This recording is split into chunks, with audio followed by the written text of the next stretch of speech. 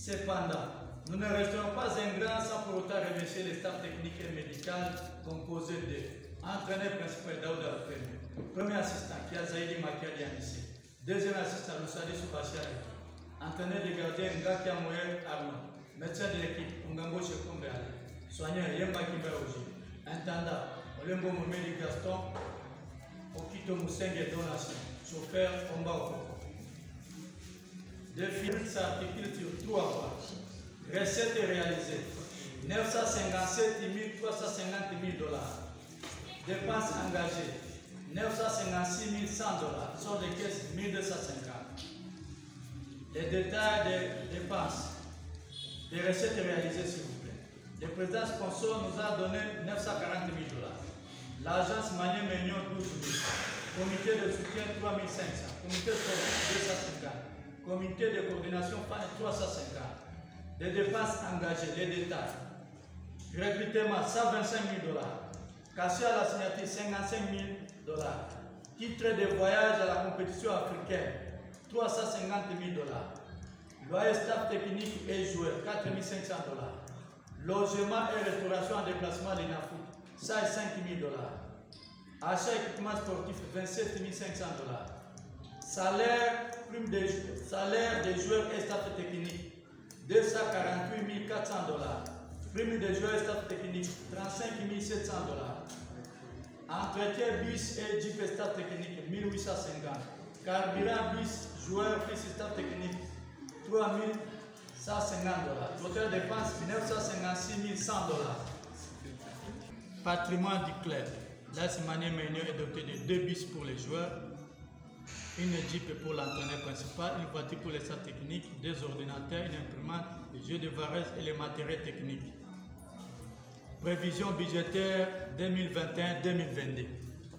Compte tenu de quelques ambitions qui n'étaient pas réalisées la saison écoulée et de multiples autres imprévus qui se sont fait remarquer, le club a décidé de hausser son budget cette année qui estime à 2 millions de $.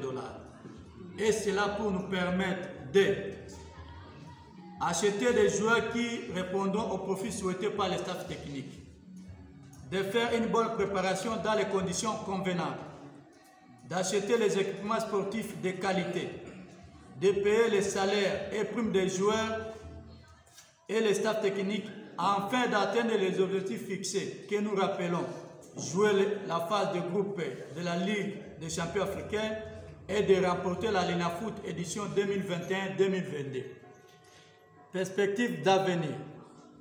Nous tenons à vous informer que dans les jours à venir, nous souhaitons que notre club ait une boutique de vente des équipements de l'équipe, des espaces de radio pour les émissions spéciales de l'équipe, des représentations des sections fans de différents coins de la ville de Kindu et de la province du Maniema, pourquoi pas sur toute l'étendue de la RDC.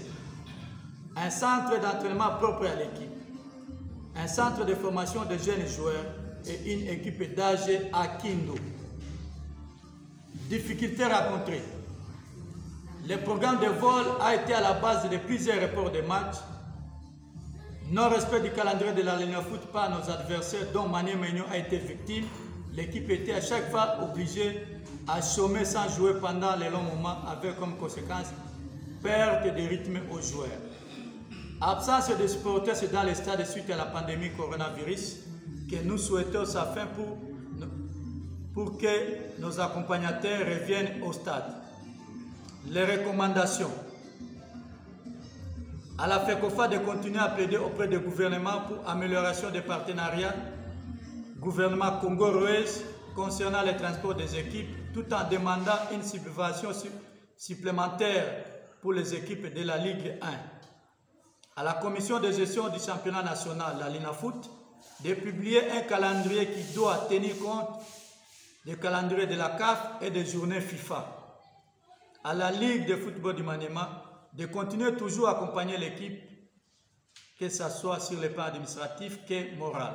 Aux autorités provinciales de continuer à accompagner l'équipe, de mettre à la disposition de l'équipe les installations sportives de qualité et surtout de veiller sur la réhabilitation et l'entretien de la route qui mène les stades de Joseph Kabila où l'équipe reçoit ses adversaires.